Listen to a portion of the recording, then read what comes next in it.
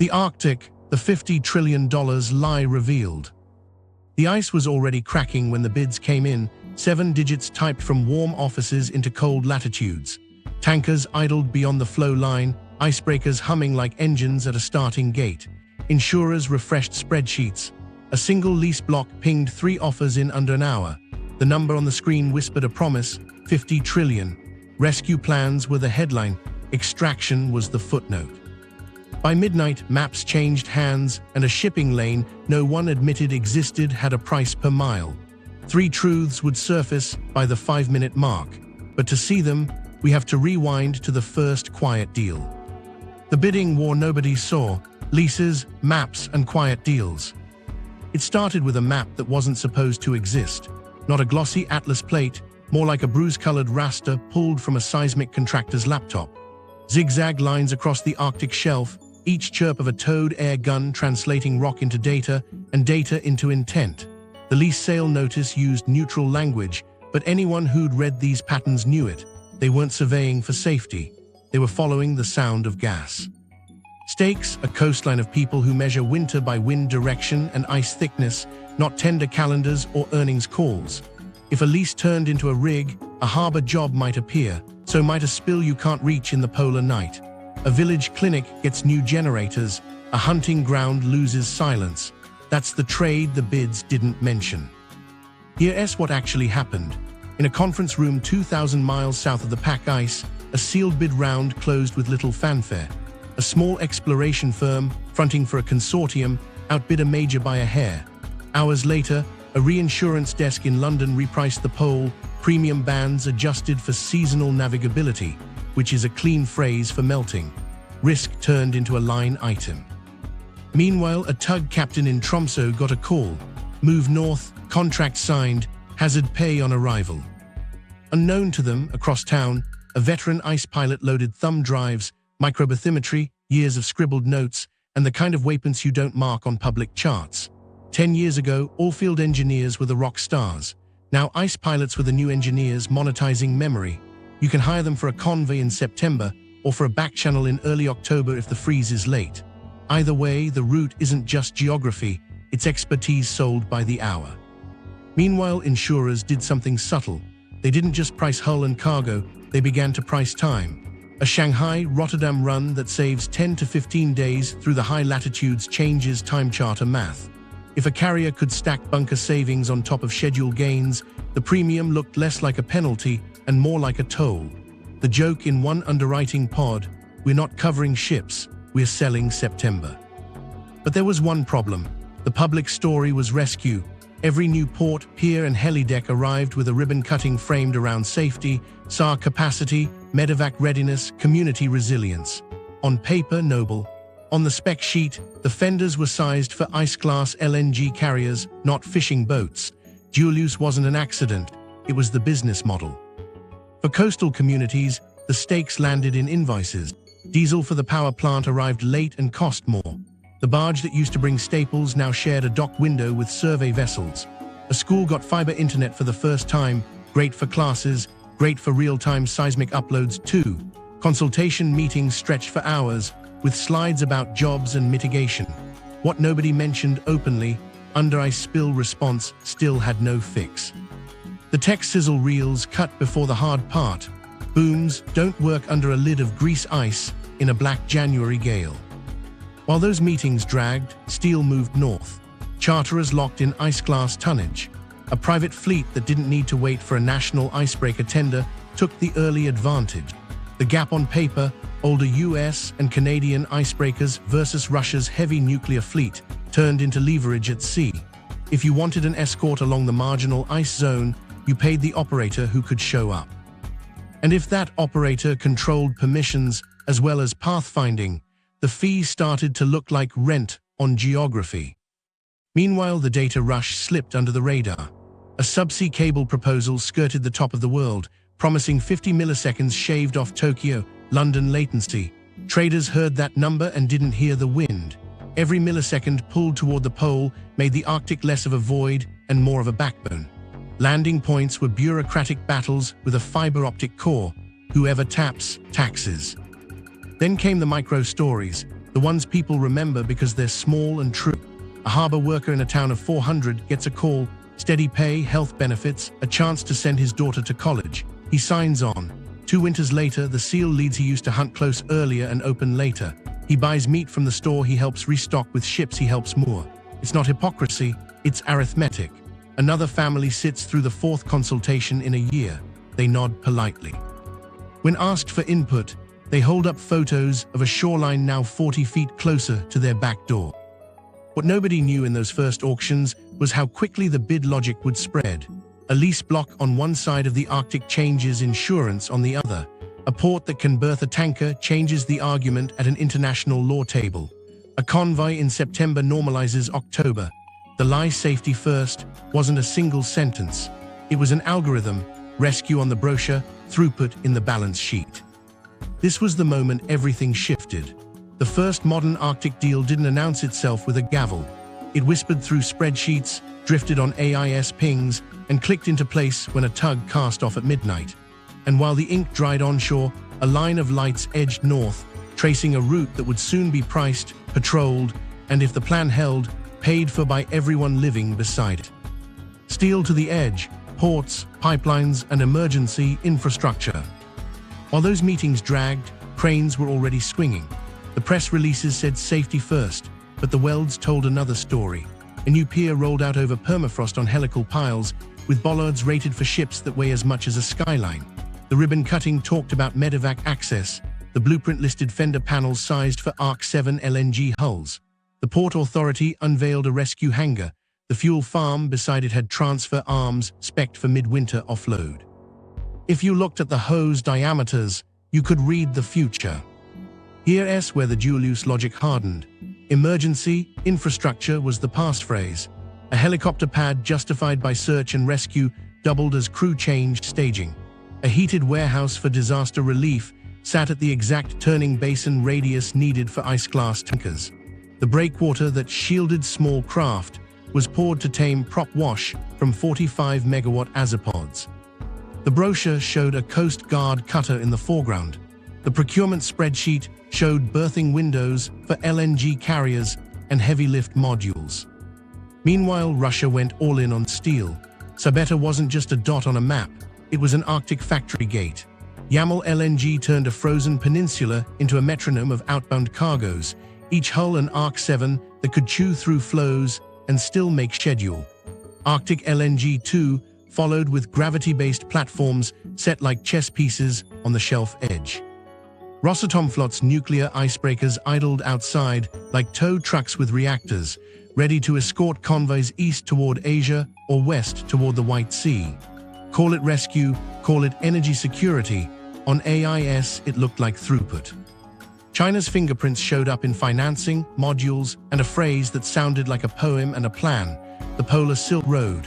Nodes appeared where feasibility met leverage. A laid-on yard here, a dredged approach there, all wrapped in language about connectivity and sustainable development. In briefings, officials pointed to the Northern Sea route as a global good.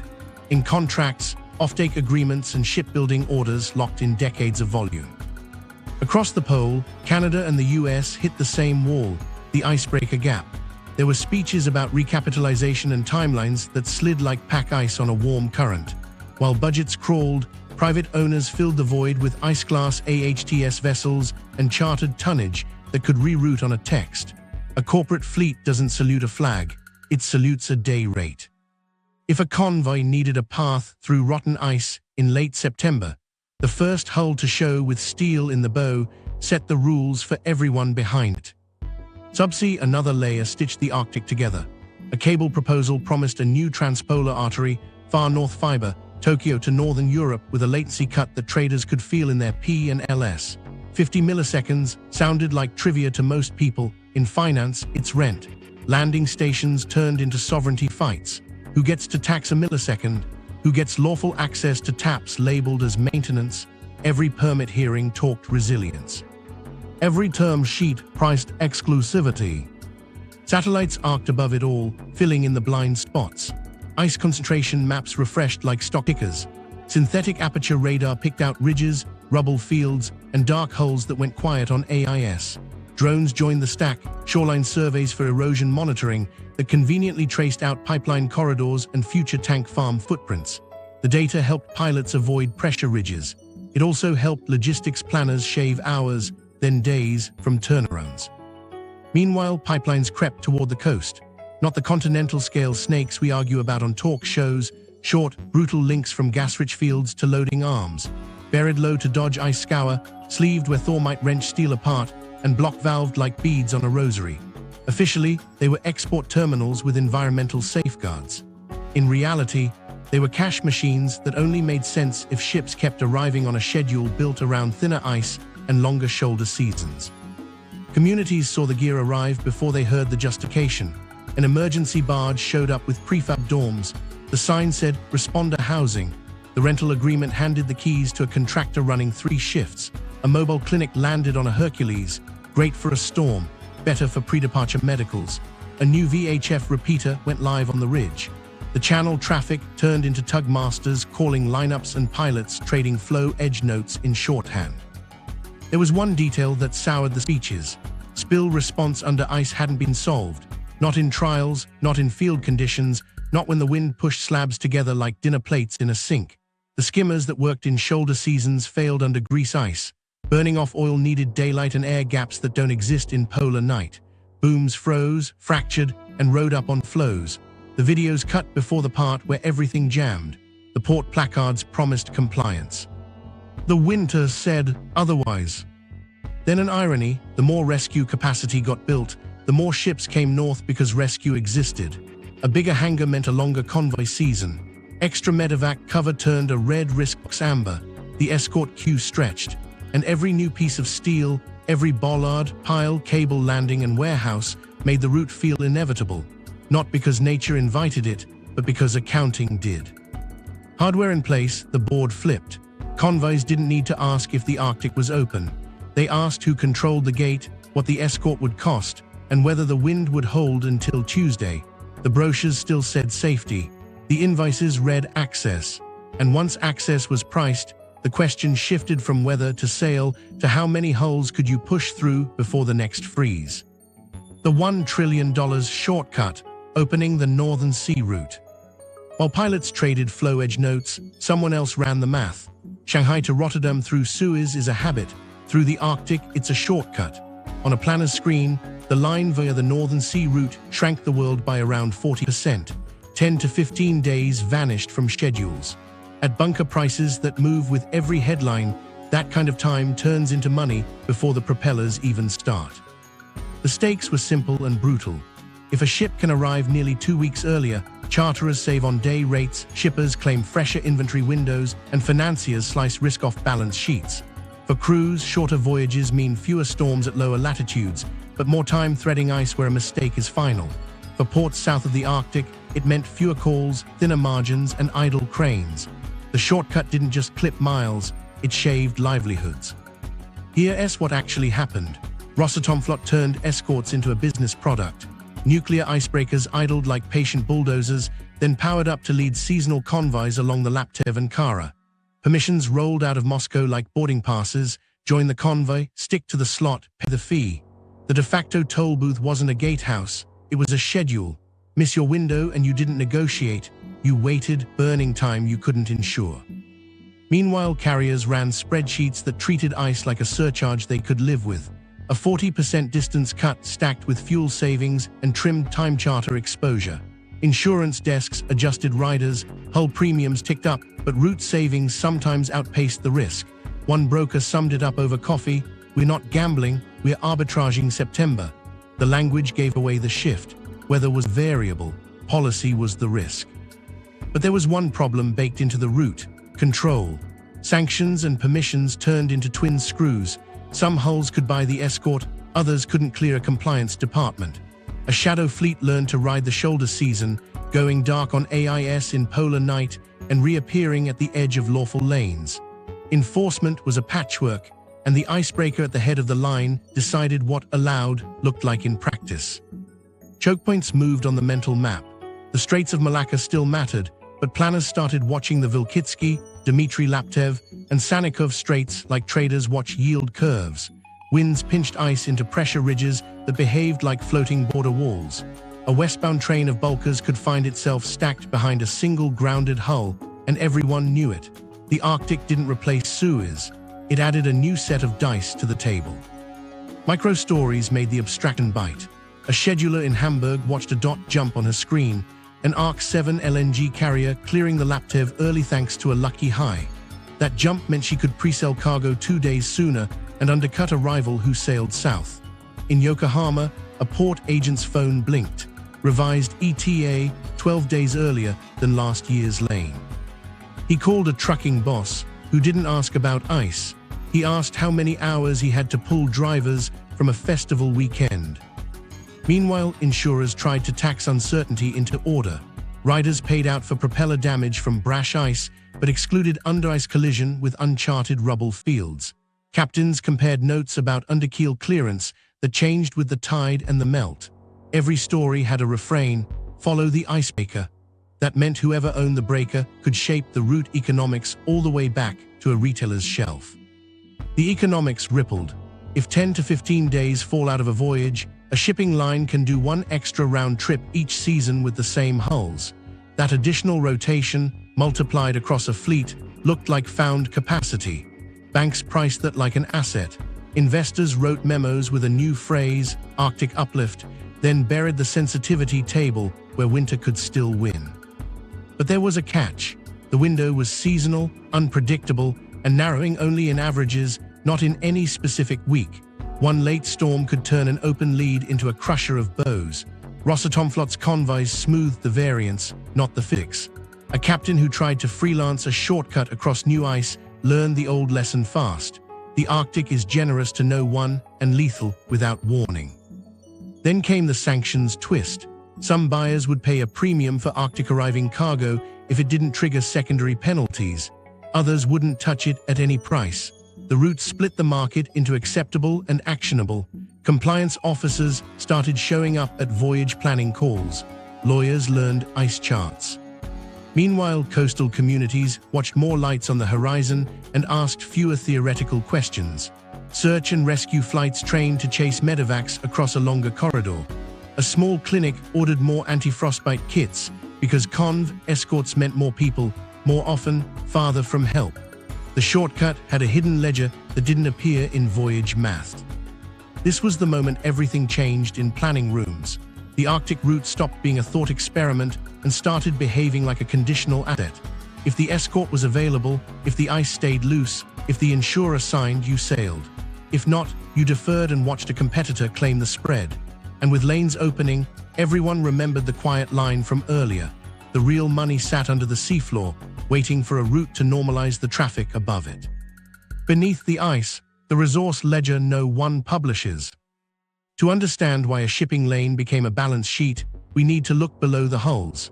The public numbers float on the surface. The private ones live in cores, seismic grids, and spreadsheets that never meet daylight. The headline is familiar, 50 trillion, but the ledger that props it up is stitched from estimates, probabilities, and a quiet bet that the Arctic will be treated like a warehouse, not a world. Start with what's on paper. The USGS mapped a trove that still shows up in investor decks, roughly 90 billion barrels of undiscovered oil and about 1,669 trillion cubic feet of undiscovered gas clustered around the shelves. That's not a promise, it's a range. Proven, probable, possible. Each step down the ladder adds uncertainty and adds zeros to slide decks. The gas dominates near the continental edges, pooled in layers that were once river deltas and shallow seas, while oil tends to sit in faulted basins where heat and time did their work.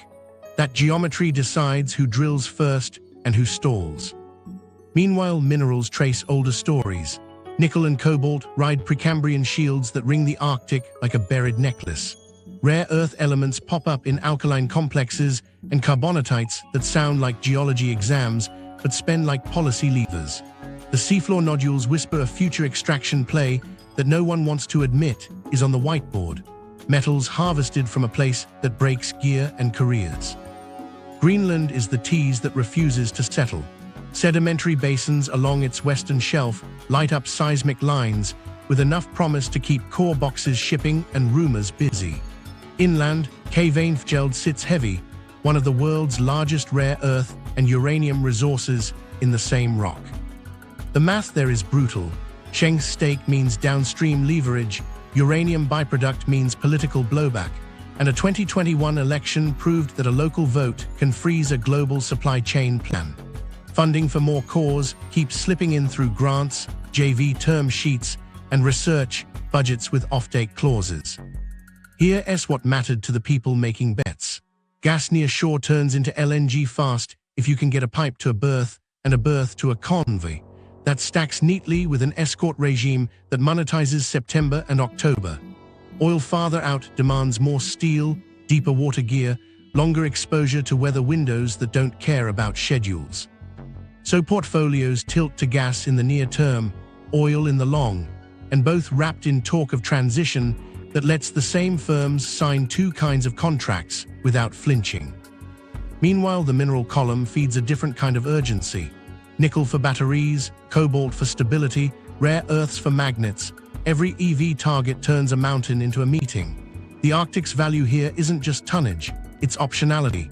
If a state can point to a belt of ore within its extended shelf or its near-coastal control, it can negotiate supply chain resilience with a straight face.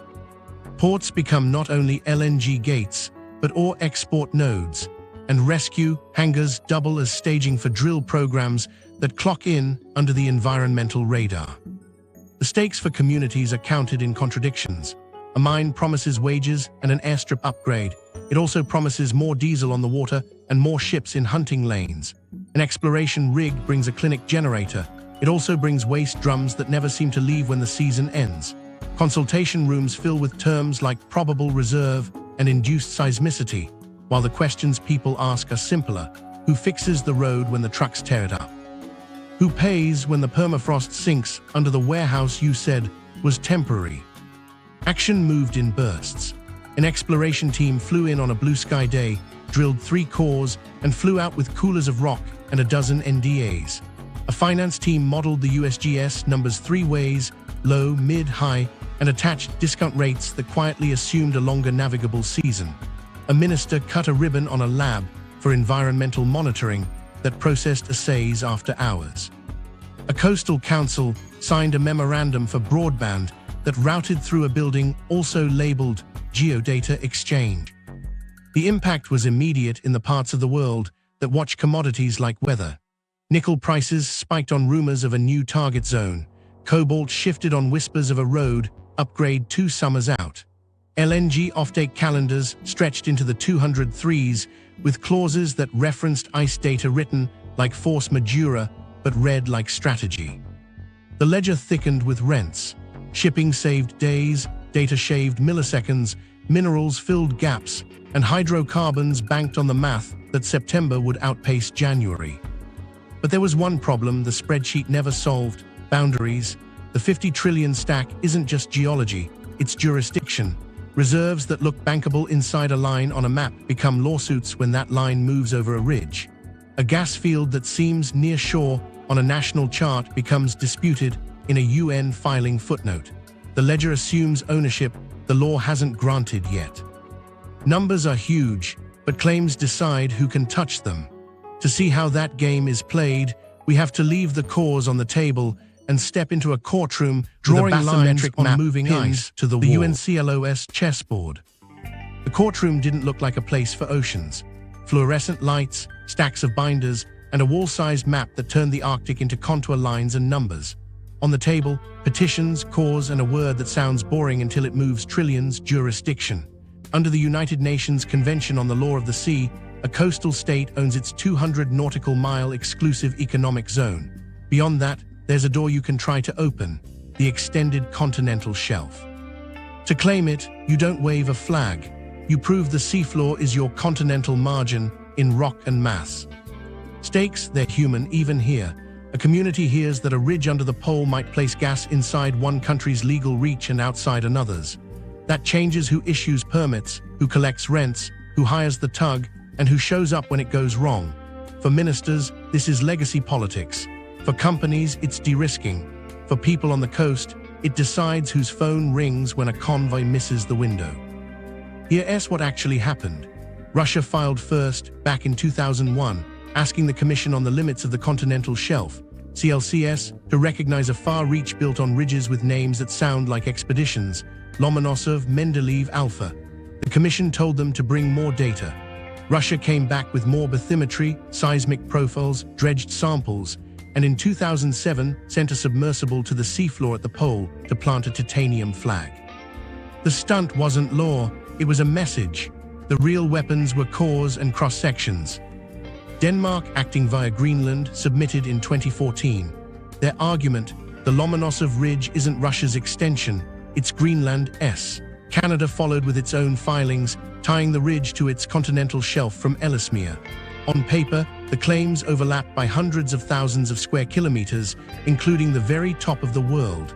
In hearing rooms, the tone stayed calm. In footnotes, it bristled. Which seismic horizons count? Which crust is continental, not oceanic? Which definitions apply when a ridge is a geological riddle? Meanwhile, deadlines crept like glacial ice. Countries raced to lodge submissions before windows closed, then dripped addenda and revised charts as new data arrived. The CLCS can issue recommendations, but it can't settle disputes. Overlaps have to be negotiated, and nobody negotiates happily when a 50 trillion ledger sits behind the curtain. So states lawyered up, funded science cruises, and sent icebreakers north with labs bolted to their decks.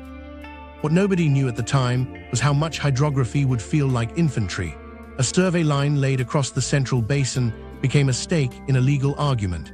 A core pulled from a ridge flank turned into a sentence in a submission that edged a boundary 40 nautical miles outward. Each expedition was framed as research.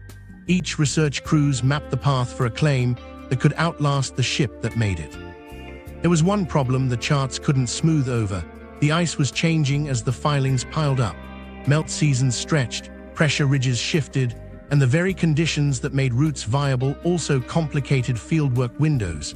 Scientists hustled to capture data that felt like moving targets, then packed their logs into binders that would be parsed years later in rooms with no windows. The law demanded permanence. The Arctic offered anything but. Indigenous leaders watched the dance and saw a different map. Traditional territories didn't sit neatly over EEZ lines. Hunting grounds crossed national grids like weather. The UNCLOS process put states at the microphone and communities in the gallery. Consultation existed, but representation gapped. A filed map could bend how a community's future was funded without ever speaking its language. An elder's ocean knowledge didn't count as evidence unless it fit a clause. Action revealed the quiet power moves. A Coast Guard cutter patrolled a line that wasn't settled yet, then logged the voyage as presence. A research vessel deployed an ROV over a ridge and took footage for a science paper and for an annex in a legal packet. A minister announced funding for a geoscience initiative that hired both graduate students and consultants who wrote the memos companies later quoted to investors. The boundaries weren't inked, but enforcement behavior rehearsed them. Impact rippled fast. Oil and gas firms adjusted acreage appetites to hug likely boundaries, hedging bets with joint ventures on both sides of contested zones. Greenland's case put pressure on Copenhagen and Ottawa to synchronize strategies that didn't always align with local politics. Russia, deep into its Arctic development arc, framed shelf gains as national destiny and budget logic. In capitals far south, diplomats traded maps behind closed doors, aware that once CLCS recommendations landed, everyone's opening offers would harden. Then a twist surfaced in a commission summary. The Lomonosov Ridge, by some readings, might not qualify as a submarine elevation that simplifies claims. That technical phrase had teeth. If the ridge behaved more like oceanic crust, the extension arguments got narrower, filings got hairier, and the negotiation space got meaner. It didn't end the game, it changed the playbook. Meanwhile, on the water, paperwork didn't slow ships. Escorts still ran, convoys still stacked. Boarding parties from coast guards acted like tax collectors with badges, interpreting jurisdiction on the fly in channels where the difference between legal and contested was a snow squall and a mile.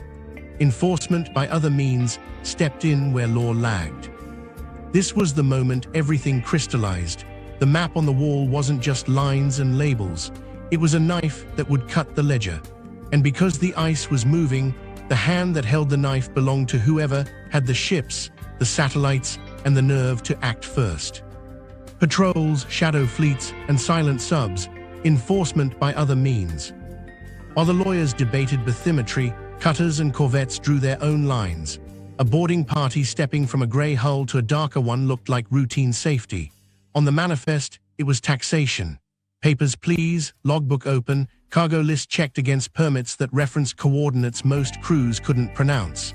The message was simple: if you sail this lane, you pay the keeper, whether the treaty is finished or not. Stakes were immediate for anyone moving cargo or catching fish. A hold full of cod could turn into a fine if a waypoint strayed over a claimed boundary. An LNG carrier could lose a day and a market window if an escort demanded a compliance check. For communities along the coast, a cutter at the horizon meant medevac on a good day and pressure on a bad one. Presence wears a polite face until it needs teeth. Here's what actually happened. Coast Guards became revenue protection with search and rescue branding. A white and red hull paced a conv, then peeled off to board a bulker that lagged behind. Inspectors checked ice class certificates and fuel logs, then hinted at routing advice that sounded a lot like orders. For safety, the officer said, redirecting a ship toward a channel where escorts were for sale. The invoice arrived later, clean as a boarding ladder. Known to them across the night, another fleet sailed without names. Shadow tankers with fresh paint and old scars drifted into polar twilight as AIS dots winked out. Call it darkness or deniability, either way the traffic didn't stop when the screens went blank. Crews learned to run quiet, low lights, tight convoys, and a tolerance for silence that made insurers sweat. These ships showed up where sanctions and schedules collided, moving cargoes that needed to arrive and couldn't be seen arriving. Micro story: a chief mate on a reflagged product tanker watched their transponder fail in a snow squall. 30 minutes later, a second hull slid into formation, barely visible against the flow edge. They matched speed by instinct and nerve, rode the ridgeline of a radar return, and parted 2 hours later with a whistle nobody on shore would hear. Weeks after, the invoice hit an account routed through 3 shells and 1 brass plate in a city without sea.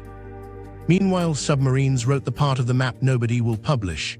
Under the pack, silent hulls traced cables and surveyed seabeds for the kind of detail that turns legal theory into tactical certainty. Crews counted seconds between pings and measured the slope of a ridge with sonar like a blind hand on a staircase. They laid small things you won't see on a satellite: acoustic nodes, distributed sensors, and markers that told a captain in a language of echoes where a keel could pass and where it would die.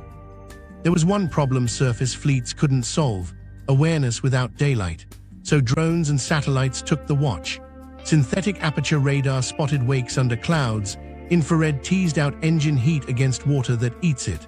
A drone swarm launched for wildlife monitoring, stitched high-res shoreline mosaics that doubled as watch lists for new tire tracks to a covert fuel tank. Tasking orders moved like market orders. Pop the satellite now, catch the convoy at the headland, cue the cutter at the choke. Action slid from observation to leverage. A cable-laying barge paused off a headland after a week of quiet positioning. The next morning, a patrol appeared exactly where a cut would sting. Nobody said sabotage. Everyone spoke in plausibles: fishing gear snag, small quake, maintenance window. Finance desks in 2 cities saw a latency spike and missed a trade by milliseconds.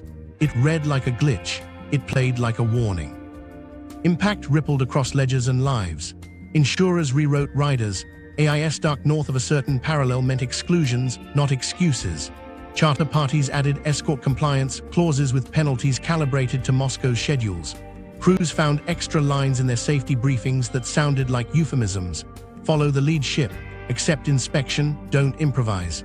For fishers, familiar grounds grew crowded with steel and rules that changed with the wind. Parallel to that, coastal watchstanders learned a new rhythm.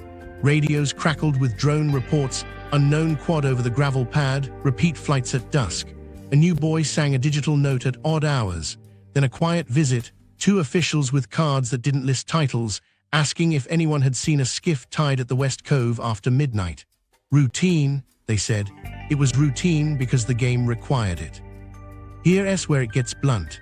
Enforcement arrived as a stack. cutters to board, drones to see, satellites to track, submarines to map, and lawyers to bless the after-action. None of it waited for boundaries to be blessed in New York. It moved on ice windows, convoy calendars, and the knowledge that in a place where help is far, the first ship on scene decides what lawful looks like. But there was one problem they couldn't clean up with presence. Every extra hull, every covert run, every cable cut risked the incident nobody could spin. A collision in the dark, a grounded tanker in a storm gap, a sensor web gone quiet in a real emergency. The choreography was tight, and winter doesn't applaud. Meanwhile, communities threaded the margins. A Coast Guard boarding brought food to a clinic one week and a fine to a cousin the next. A drone survey promised erosion grants and mapped a route to a private tank farm. A silent sub meant another flag claimed the seabed and maybe the future. Enforcement didn't just patrol the water, it rearranged who got to live from it. And with paperwork lagging, steel kept deciding. Ships wrote rules, sensors scored them, submarines underlined them. The map followed. Human collateral, villages on the front line of a balance sheet. The first bill arrived folded into a grocery flyer. Diesel went up 12%. Nobody argued with the math. The barge came later and burned more to make the window. A week after, a contractor's twin otter landed with prefab dorms stamped emergency. The village council signed a temporary lease. The keys went to a shift boss who wasn't from here. Stakes live in kitchens. In one house, a freezer hums with last fall's caribou, but the seal oil is low. The father took a harbor job tying lines for ice-glass tugs. Steady pay, overtime, health coverage. He tells his son to keep the .223 clean, but be ready to work weekends when convoys stack. The boy nods. Hunting days slide around ship arrivals now, not seasons. A storm ate the road to the clinic. Permafrost slumped under last summer's heat, culvert twisted like taffy. The new VHF repeater chirped all day with traffic that didn't speak the local weather tongue. Medevac practice flights chopped the sky. When the real call came, the chopper was refueling for a convoy escort standby. The nurse improvised again. Here's what actually happened. Erosion chewed the point faster than elders remembered. Houses shifted on cribbing. A federal program offered relocation studies and 3 timelines. 5 years, 10 years, never. Contractors showed up to map bank edges with drones for resilience planning. Their first delivery next summer, barges with rebar and fuel bladders for a private tank farm upstream. Meanwhile, food webs rewired without warning. A lead that once opened by mid-April held a fragile skin into May. Bearded seals came later, thinner. The co-op freezer added store chicken at a discount on days. A survey crew bought everything else. Diesel kept the lights on, so nobody turned away the tankers. Every gallon that kept a classroom warm made the fishing grounds busier with steel. Consultation turned into a calendar. 4 meetings in 6 months, each with new faces and the same slide. Jobs, mitigation, monitoring. Questions rose: who pays when the ice fails under the new pier? Which helicopters are for search and rescue versus crew change? The answers blurred into partnerships. People learned to spot the tell, promises tied to extraction timelines. If the project paused, the community investments went on ice too. Micro story: Lena, mid-30s, single mom, got hired as a dispatcher at the new resilience hub. The job meant steady income and a satellite phone that worked through storms. She logged ice pilot calls by day, homework by night, and set aside money for her mother's heating oil. One morning, she watched a line of Arc 7 hulls ghost past the flow edge. Months later, she learned the hunting ground her brother favored was inside the new safety exclusion. They argued in the kitchen. Neither was wrong. The argument didn't end, it just went quiet. Another, Peter, an elder with a stump for a thumb from a net winch 40 years back, stopped at the new fiber hut to ask the tech about weather cams. Soon, the tech said, pointing at a junction box. That same feed, when it went live, gave a distant desk real-time views of berths and barge heads. The village got a sharper horizon. A trader got a sharper ETA. Then came the contract no one saw until it was done, a relocation pilot for 6 homes along the worst stretch. The company handling the move also serviced the LNG berth 2 bays over. Billing codes separated community and commercial. The excavator didn't care. The same bucket pulled moorings at dawn and moved house pads at noon. Invoices flowed to different inboxes. The diesel came from one tank. Meanwhile, the local emergency committee ran the numbers. If a spill hit under ice, the window for action collapsed to hours of grey light and luck. They asked for booms rated for brash ice and skimmers that wouldn't choke. The boxes that arrived were made for summer. Best available, the contractor said, tapping a laminated manual. The elders passed the manual around like a bad joke. A school assembly turned into a micro course on drones.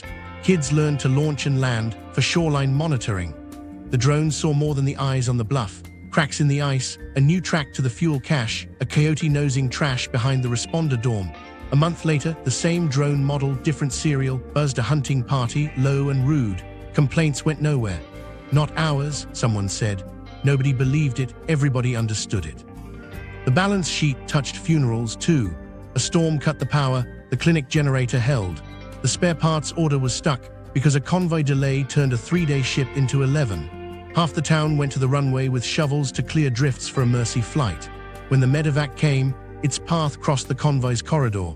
ATC stacked everything, routine in a new routine that made grief wait its turn. 3 towns over, a community benefits agreement offered training stipends and a microloan fund for small businesses. Sign here. The fund helped a fisher buy a new engine and a freezer. It also signed the council into silence on litigation over the pier's impact zone. Standard clause, the lawyer said. That was the point. Here's where it gets blunt. A harbor job can pull a family out of debt. A closed lead can push them into a grocery bill they can't meet without that same job. Erosion contracts pay a road crew. The road serves a tanker queue. Consultation pays per diem. Relocation pays once, then keeps paying in absence. All of it tallies cleanly in somebody's model. None of it tallies the argument at Lena's table. 5 minutes in, the first truth lands. The rescue story sells because it's partly true. A medevac flies. A searchlight finds a skiff. A generator hums through a storm. But the line items that make those things possible double as scaffolding for extraction. That's not an accident. It's the design. And the origin of that design goes back further than any permit on the wall. The origin of the lie, 1970s, 2000s PR that bent the compass. To see how rescue became the password for extraction, go back to a different Cold War, the one that spiked prices and rewired plans. After the oil shocks in the 1970s, executives stared at maps where scarcity met ambition. The Arctic moved from myth to spreadsheet.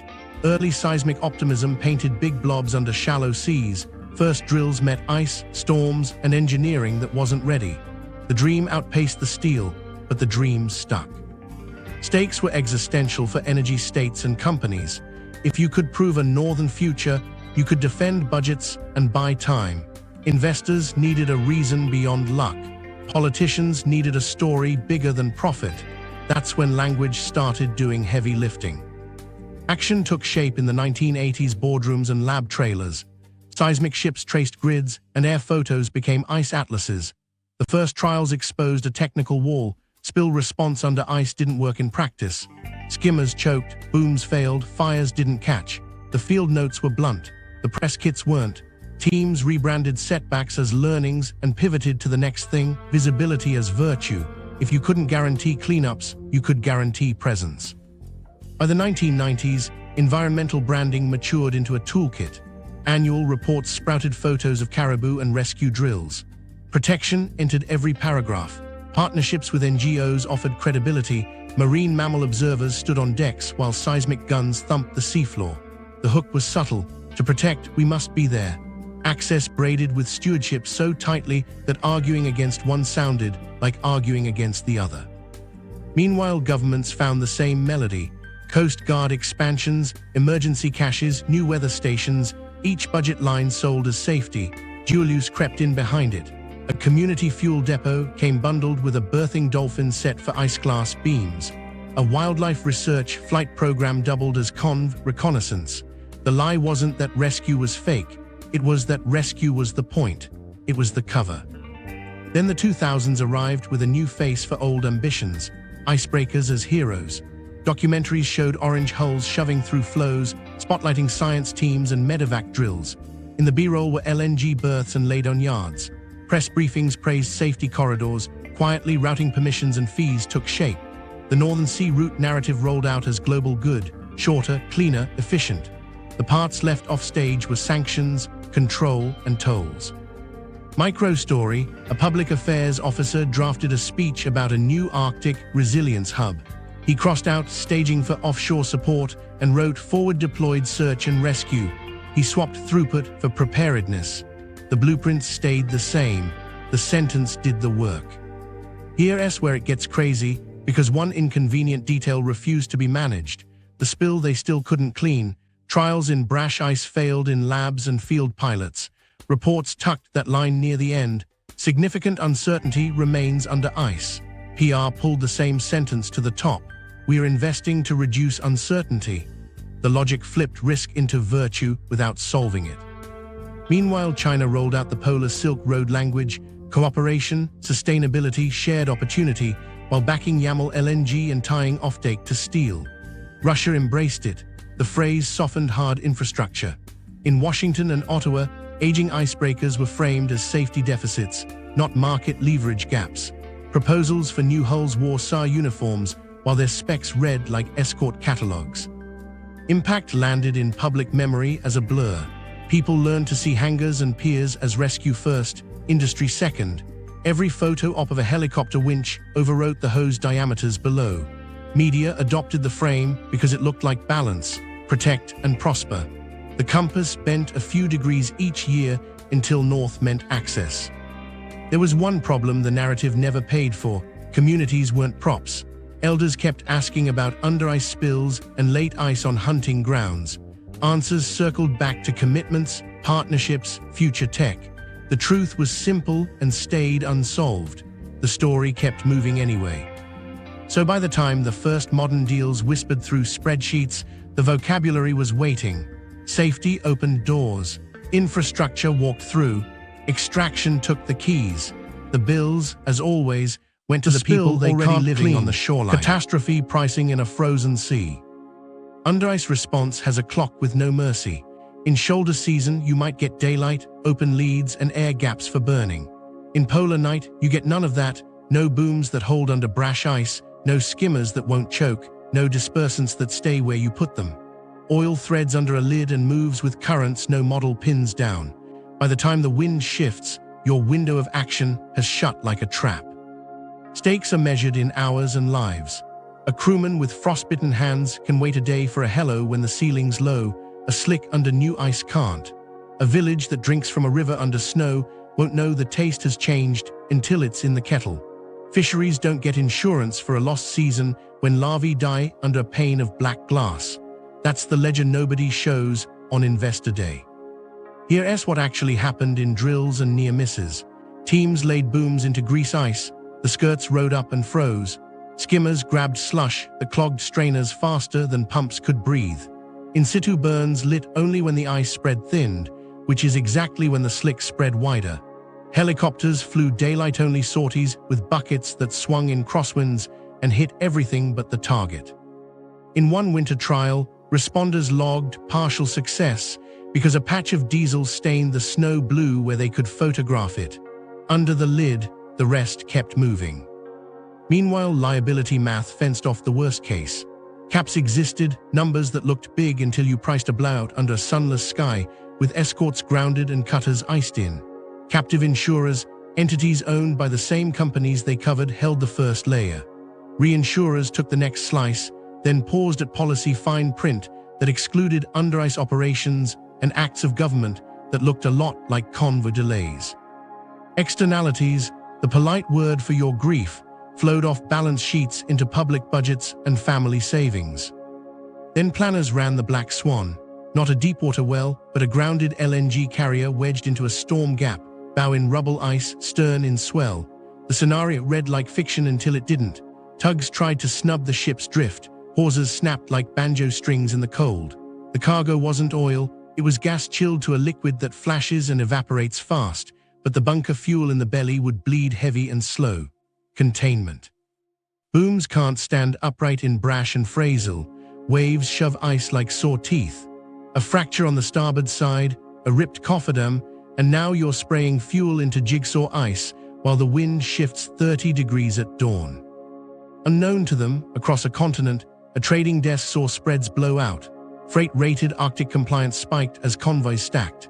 Energy indexes twitched as LNG schedules slipped past terminals that can't take surprise. A sovereign fund with exposure to Arctic infrastructure felt two lines dip: pipeline JV equity and a passive index basket that forgot to look under the hood. Fisheries futures in a C2 straits away widened on rumors alone. The contagion map drew itself. Hulls stuck, routes shut, premiums up, cargoes late, processors idle, paychecks thin, then budgets in parliaments wobbling because revenue arrived in November, not September.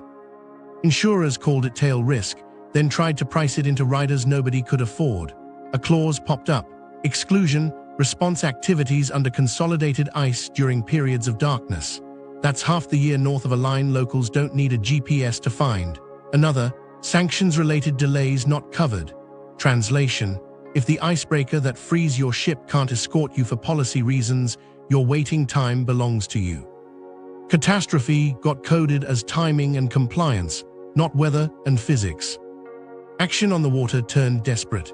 A crew cut a hole in new ice beside the hull to drop a skim ahead. The pit froze back in minutes. A tug tried to push brash aside to make a burn pool. The pool closed like a zipper. A helicopter dropped sorbent rolls onto a patch that moved under the crew's boots. The captain stood on the bridge with a radio that stayed polite while his timeline didn't. Engineers did math in breath fog: heat loss from LNG tanks, stress in a pitching hull, the crawl of a leak you can't see through black ice and dusk. Impact didn't wait for a press release. Coastal freezers stocked with seal and char went empty faster because boats couldn't launch through shattered pans. A clinic asked for more inhalers after fumes rode into town low and mean. Schools shut for 2 days while responders staged gear in the gym with banners still hanging from a talent show. In the city far south, a minister called it contained, which was technically true if you drew a boundary around the entire bay. Then the markets did what they always do with risk they can't map. They moved away from it or demanded rent. Rates for Arc 7 charters jumped. Conventional hulls avoided the window. Cargo owners wrote to boards about diversification of routes that looked a lot like Suez again for another year. A banker asked the wrong question on a call: what's the worst case under ice? And learned there isn't a model, only anecdotes. Meanwhile, executives looked for hedges. Minerals don't spill like oil, they leak slowly through permits. If disaster is priced in for hydrocarbons, you pivot where the catastrophe timeline is longer and the optics cleaner. Nickel lifts an ESG slide better than bunker fuel in brash ice. Offtake prepayments cushion shocks. The ledger tilts. There was one problem none of that solved. The technology deck still ends with the same sentence it held in the 1980s: significant uncertainty remains under ice. Translation: they can't clean the worst spill in the conditions most likely to hide it. The premiums will rise, the riders will thicken, the language will soften, the physics won't. Greenland's choice: debt, rare earths, and a superpower bidding war. Greenland felt like a quiet room with 3 phones ringing. On one line, a company offered jobs, roads, and checks with commas. On another, diplomats promised grants, defense ties, and science partnerships. The third line carried a different pitch: offtake agreements that start gentle and end with leverage. Under the ice cap, the rock didn't care who called. On the coast, every call had a cost. Stakes were personal and geopolitical at once. Kvainfjeld, Quanasut to locals, sat like a loaded phrase. In the ore was one of the world's largest rare earth deposits tied to uranium. Magnets for turbines and EVs live in that rock, so does a byproduct that scares people for good reasons. Shenghe Resources held a significant stake in the company aiming to dig. That meant any shovel would cast a long shadow into Chinese downstream control. For Copenhagen and Washington, it set off alarms. For Nuuk, it set off a debate about who gets to say no. Here's what actually happened. Campaign signs went up in 2021 with mining at the center. At rallies, one side held up job numbers and promised training. The other held up a glass of water and asked who'd drink it if the tailings pond leaked. Ballots landed where speeches couldn't. Voters turned down the project the only way that counted, by electing a government that would halt key permits. For a week, the world met Greenland in headlines. Then the news cycle moved on. The pressure didn't. Unknown to them, across desks in Beijing, Copenhagen, and Washington, memos shifted tone. Grants and soft loans got bundled with capacity building. Military planners eyed airfield upgrades as dual-use assets, runways long enough for heavy lift, search and rescue on the brochure, logistics in the footnotes. In one pitched deck, a radar site proposed as weather monitoring sat on a ridge perfect for watching the GIUK gap revive in a new century. The map of oars overlapped the map of flight lines. Meanwhile, term sheets thickened around words that sound harmless until they don't. Offtake, prepayment, stabilization clause. An offtake locks where your oar goes. A prepayment means the buyer funds you before you mine, then holds the collateral in rock under your feet. Stabilization freezes the rules, so new environmental laws can't change the deal you signed when you were under budget pressure. Debt creeps in through those doors. Sovereignty feels it when choices narrow. Micro story: Ain, a young geologist from Ilulissat, took a job logging cores. She loved the work, thin sections under scope that glowed like galaxies. Her father hated the idea of uranium in any form near the fjord. At dinner, she explained decay chains and tailings liners. He explained a wind that blew in spring and how it carried dust to the drying racks. They didn't convince each other. The next morning, she went back to the lab. He went to a council meeting. Another, a civil servant in Nuuk, got a draft agreement from a foreign ministry. It offered funding for harbor improvements labeled as resilience. He read the annexes twice. In the index was a clause about priority docking for certain flag vessels during exercises and emergencies. He put the file in a drawer and called a colleague. "We need a second opinion." The colleague called a cousin who'd been at Kangerlussuaq when a runway extension, for safety, landed cargo that looked a lot like parts for something nobody would name. Here's where the tug-of-war tightened. The US courted with offers to finance airports and mineral mapping, framing it as reducing dependence on strategic rivals. Denmark tried to balance, mindful that home rule isn't a slogan, it's law. China's approach ran through corporates and research labs, showing up in JV proposals and scholarships that trained the next generation of Arctic engineers. Everyone said sustainability. Everyone wanted the ore. Local politics set tripwires no one offshore fully respected. The referendum spirit didn't vanish after the election. Villages weighed tailings against caribou roots, radiation against rare earths, money now against autonomy later. A promise of 200 jobs landed in a town where 40 felt huge. A pledge to monitor dust didn't reassure a family living downwind. Consultation fatigue turned into techniques. Ask for maps, ask for baselines, ask who pays when the road heaves as permafrost sags. Meanwhile, the global market added urgency. Every new EV target made dysprosium and neodymium feel like lifelines. Companies whispered that if Greenland said no, they'd go to places with fewer rules. Activists replied that elsewhere isn't a moral hall pass. A compromise kept appearing on whiteboards: process abroad, mine at home, ship the concentrate, avoid a uranium plant in the valley. The details broke it. Transport liability, spills at sea. Nothing about that plan removed risk, it moved it. Action on the ground stayed incremental. An airstrip got a survey for safety improvements. A port plan added one more berth for redundancy. A university lab announced a rare earth research center with international partners. Each step was small enough to ignore alone.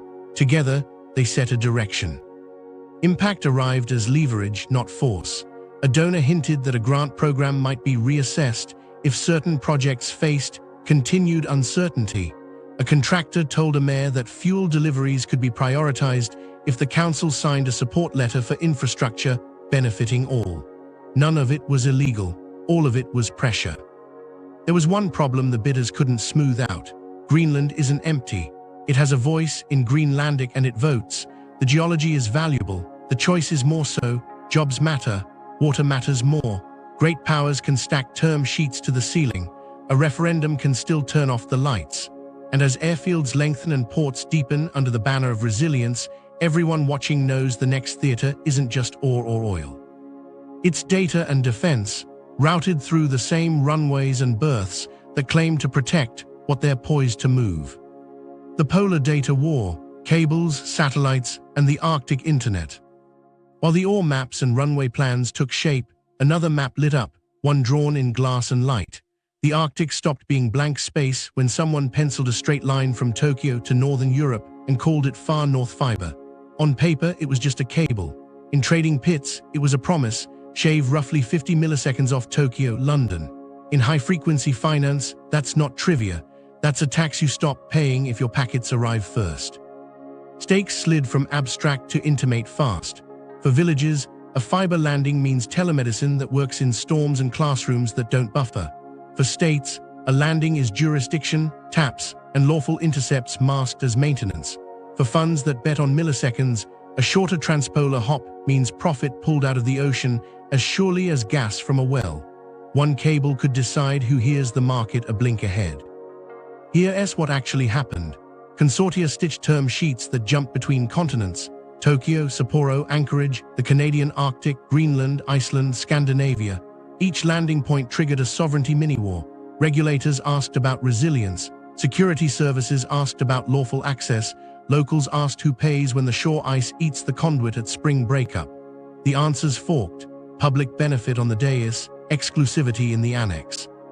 Meanwhile, satellites crowded the polar sky. LEO constellations painted orbits like threads, refreshing ice maps daily and selling pixels that turned logistics into a science of hours. Synthetic aperture radar punched through cloud and polar night, rendering flow edges, pressure ridges, even ship wakes like fingerprints. Resource hunters loved it. Pixels told you where to drill a core, where to spot a convoy, where to slip a barge through rubble fields at dusk. Fisheries managers tried to hold the line as their waters turned into dashboards. A micro-story showed the stakes with no poetry. In London, a quant desk watched a latency monitor dip by 40 milliseconds on a test path. They fired an order that beat rivals by a breath. Profit booked. 10 minutes later, the path wobbled, maintenance ping near Greenlandic headland. The next trade missed by the same blink. Someone cursed a glacier. Someone else flagged a memo: diversify routes, prioritize Arctic when stable, avoid single landing dependence. Unknown to them, across a harbor, a council clerk read a cable landing application that promised jobs and broadband. Buried 3 pages in was a clause granting emergency access to a foreign technical team. She called the mayor. He called a cousin in the Coast Guard. The cousin asked one question: who holds the keys to the hut? The answer mattered more than the ribbon cutting. Then came the dance nobody advertises. Repair ships prepositioned spares at high latitudes because the Arctic doesn't give second chances on weather windows. Cutters started shadowing lay vessels for safety. Intelligence officers learned tide tables by heart. A barge paused offshore, power dropped for a minute, and a backhoe scratched a trench in permafrost no one had permitted yet. By morning, conduit lay under gravel, legal after the fact because the schedule left no room for hearings. Satellites fed the same story from above.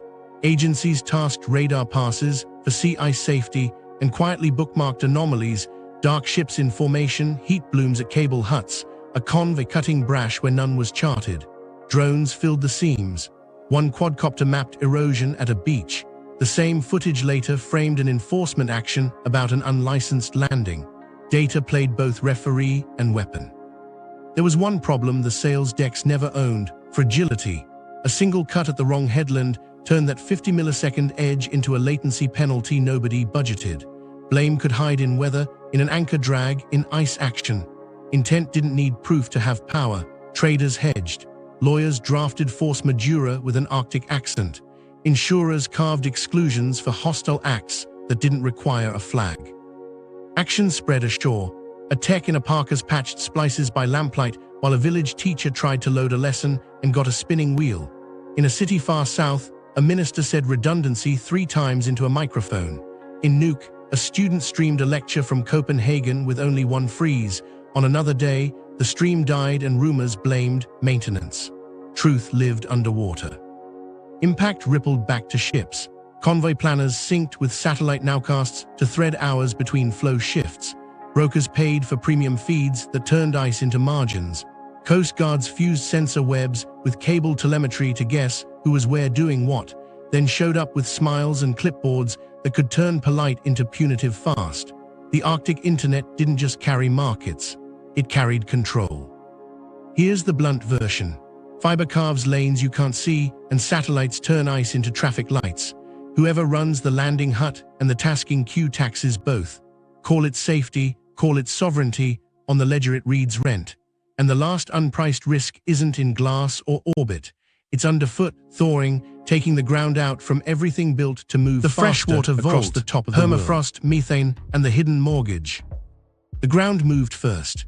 Not the dramatic kind, no quake, no headline, just a sag under a warehouse leg, a tilt in a tank, a door that wouldn't close in February. Permafrost, once a promise of solidity, thawed into a problem no spreadsheet could bully.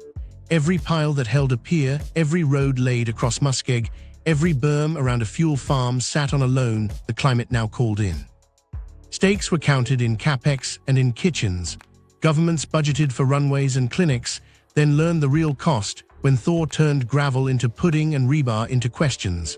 Families measured it in steps, 8 to the school before, now 10 because the boardwalk heaved. A spill under a tank isn't a line item when the earth itself shrugs. Here's what actually happened. Engineers bored deeper, sleeved piles, and added thermosiphons, passive heat pipes meant to pull warmth up and keep ground frozen. They worked until winters softened and the gradient flipped. A road that cost $1 to build now cost $1 to maintain every other summer. A bridge rated for thawed abutments still sank a centimeter a month, enough to crack the asphalt and the illusion that design could outrun physics. Meanwhile, methane slipped into the conversation like a rumor you hoped wasn't true. Bubbles rose through thaw lakes, flame tests flickered blue, field teams logged ebullition they hadn't seen in those numbers before, and the satellite crowd matched hot pixels to boggy maps. Carbon markets tried to square it, buy offsets there, sell credits here, but the math buckled when release rates didn't respect baselines. You can't trade with feedbacks, they don't sign contracts. There was one problem the planners hated to say out loud.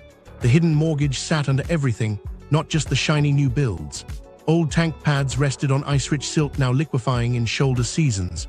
Buried pipes designed for a steady freeze found their bedding turning to soup in August and iron-hard in January, wrenching welds that had never met stress like this. Insurance adjusters started asking for permafrost hazard maps with the same tone they used to ask for fire codes. Action turned tactical and small. Crews jacked buildings, shimmed legs, and chased subsidence like whack-a-mole. A water plant shut for 2 days when intake pipes warped. A school moved classes to the gym because the classroom wing tilted past tolerance.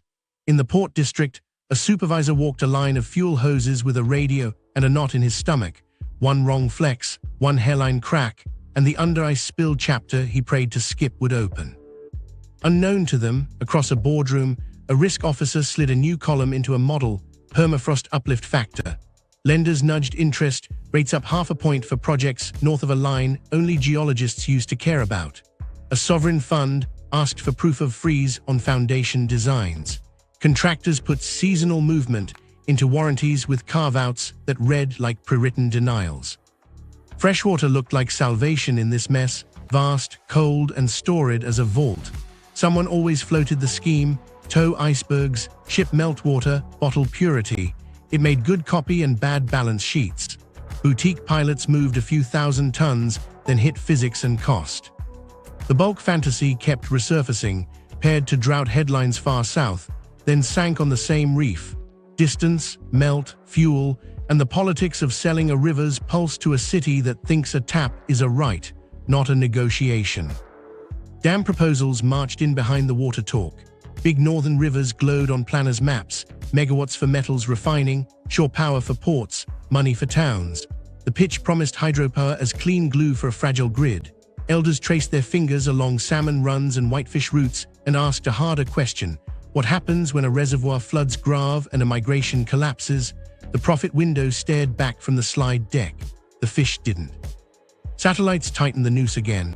Interferometric radar measured millimeters of ground movement across whole valleys. Thaw slumps lit up like bruises. The data helped target fixes and helped investors exit. A fund sold a stake in a port after an INSAR time series hinted the berm would fail in 3 years, not 10. A mayor learned about the sale from a headline. Micro story: Noah ran a concrete crew. 3 summers ago, they poured footings for a clinic extension rated to the latest frost map. Last fall, a crack walked across the slab like a slow river. He came back with a coring drill, pulled a cylinder, and watched it weep. The water smelled like old plant matter. He sent the sample south. The lab sent a number back, organic content high, ice lensing present. Translation: this ground remembers a colder world and won't hold you steady in this one. Impact folded back into every earlier promise. A cable hut needed a new pad, the pad needed a new design, the design needed a budget that had already been spent in a different currency on the story of resilience. Methane seepage made climate targets wobble, permafrost repairs made project IRRs wobble, both together made lenders blink. And just as the costs spiked and the patience thinned, someone familiar reached for the oldest lever in the Arctic playbook. Exit while you still can, cash out quietly, and leave the mortgage under the snow for whoever stays. Exit strategies, flags of convenience, and the Arctic LLC. When costs started whispering bad news and the ice quit cooperating on schedule, the smartest people in the room didn't argue. They rearranged ownership. Flags changed. Shells appeared. The same project, the same steel, a different name on the registry. Risk didn't vanish, it moved. Stakes were simple. If you held the asset when the spill hit, or the thaw cracked a berm, you paid. If you held a paper claim through a chain of jurisdictions, you negotiated. Communities stayed put with diesel and bills. Companies learned to travel light. Here's what actually happened.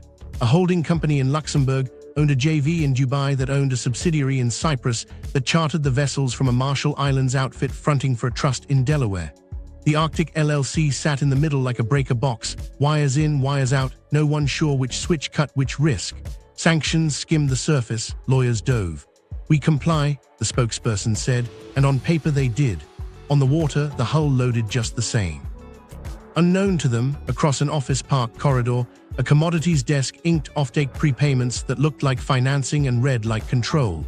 Cash up front, volumes fixed, penalties if deliveries slipped, even for force majeure that rhymed with ice. The prepayment collateralized the ore or the LNG in tanks you hadn't built yet. Missed the date, and the buyer didn't sue. They seized tonnage and rights quietly. Ownership stayed fuzzy until it mattered, then snapped into focus wherever enforcement was friendliest. Meanwhile, quiet divestment signaled more than press releases ever would. A rig left a yard on a maintenance tow that didn't circle back. A share sale hit a 13D filing on a Friday afternoon with words like portfolio rotation covering a retreat. A port lease extended for 5 years, but with a clause that let the operator exit on 30 days' notice if market conditions turned. Crews heard the rumor first. The boss's boss wasn't coming north this season. Then the cranes stayed idle longer between calls. Micro story, a captain got a new stack of instructions with the bunker plan. Change flag at Singapore. Crew contracts flipped to a Maltese agency. Same pay, new letterhead, call this number for disputes. He shrugged, salt is salt, until a storm delay triggered a wage clause he thought he had. The agency pointed to page 7, paragraph 3, weather-related delays above latitude X excluded. It wasn't criminal, it was careful. Pension funds slept through some of it.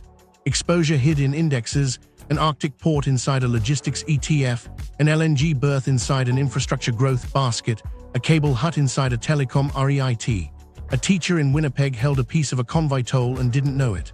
A nurse in Helsinki owned a slice of an Oroad SPV through a low-fee fund that promised diversification. When the Thor bill hit, the fee stayed low. The math did not. There was one problem the shells couldn't outrun.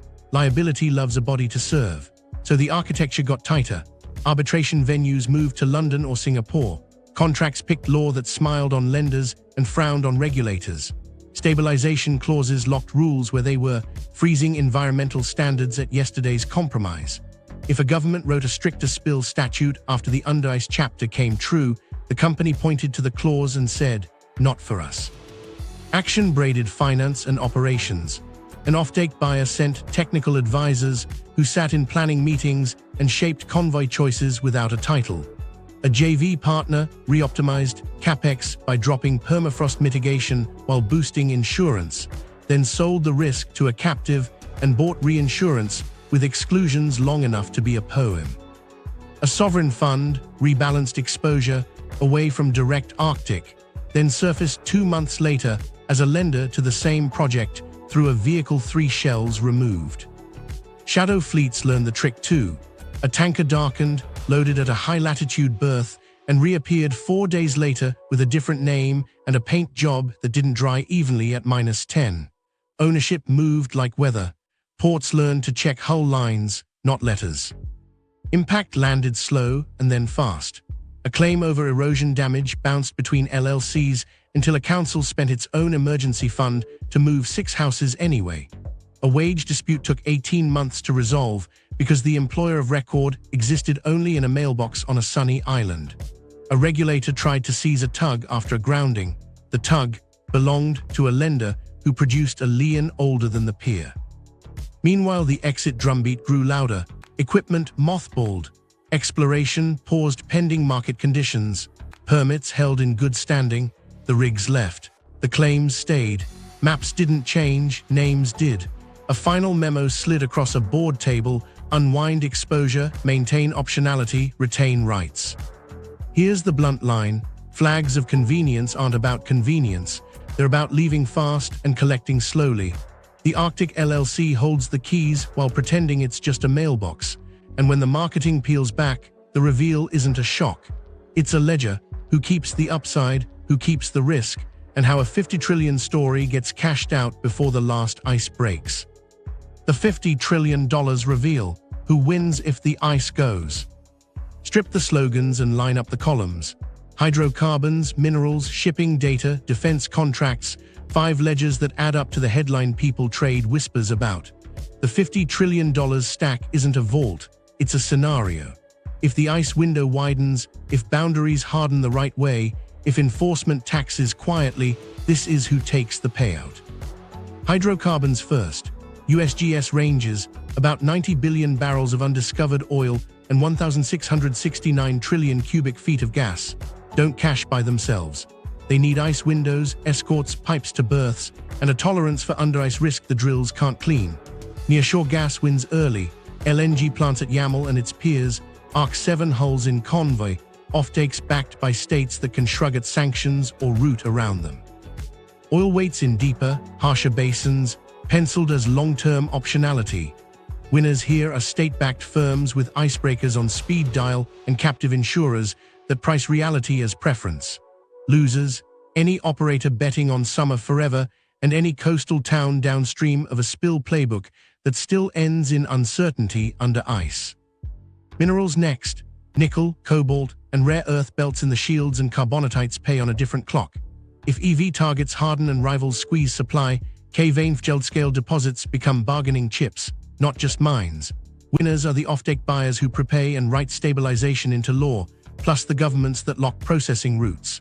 Losers are communities asked to live beside tailings with uranium in the fine print, and rivals who show up late to a permit that votes.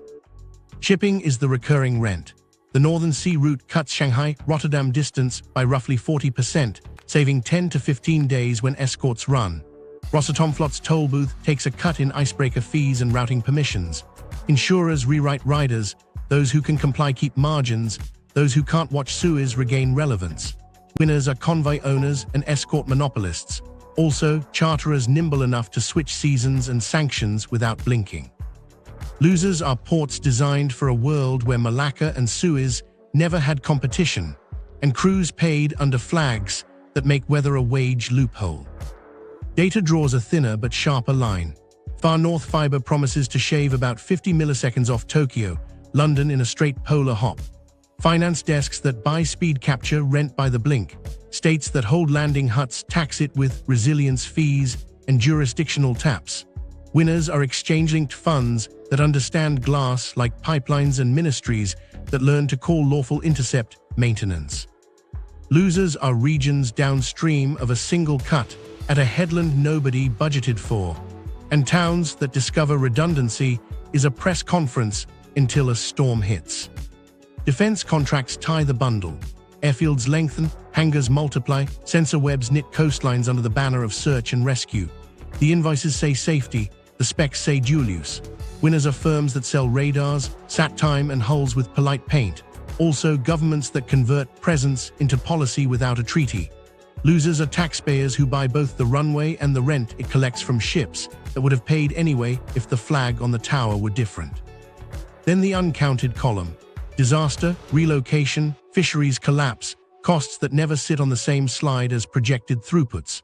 A grounded LNG hull bleeds bunker in brash ice and writes years of deficits into freezers and clinics. A tailings pond leaks dust that turns a referendum into a line in the sand. Permafrost slumps under a cable hut and converts milliseconds into outages and bailouts. Winners here don't exist. There are only payers, families, councils, and ministries that inherit the mortgage Thor wrote into the footings. So what's the lie? Not that rescue is fake. The helicopter flies, the cutter boards, the lab samples. The lie is the frame, safety as purpose when the architecture was always throughput. Call it stewardship, call it resilience. The hardware reads extraction, the governance reads rent, and the ledger balances only if someone far from the ribbon cutting eats the risk. One decision still hangs. Boundaries are law when people act like they are. Ports are rescue hubs when contracts let them be. The $50 trillion only becomes real if the ice goes and we let the story harden into policy without pricing the column that never fits on an investor slide. One choice left at the top of the world. The Arctic isn't an inheritance, it's an accounting choice with names attached to every line item. Decide what counts, and you decide who pays. If you want to see how this ties to the choke point that can flip the whole board, watch the next one, where a single canal sets prices from Anchorage to Shanghai. Subscribe for more untold geographies and the maps beneath the maps.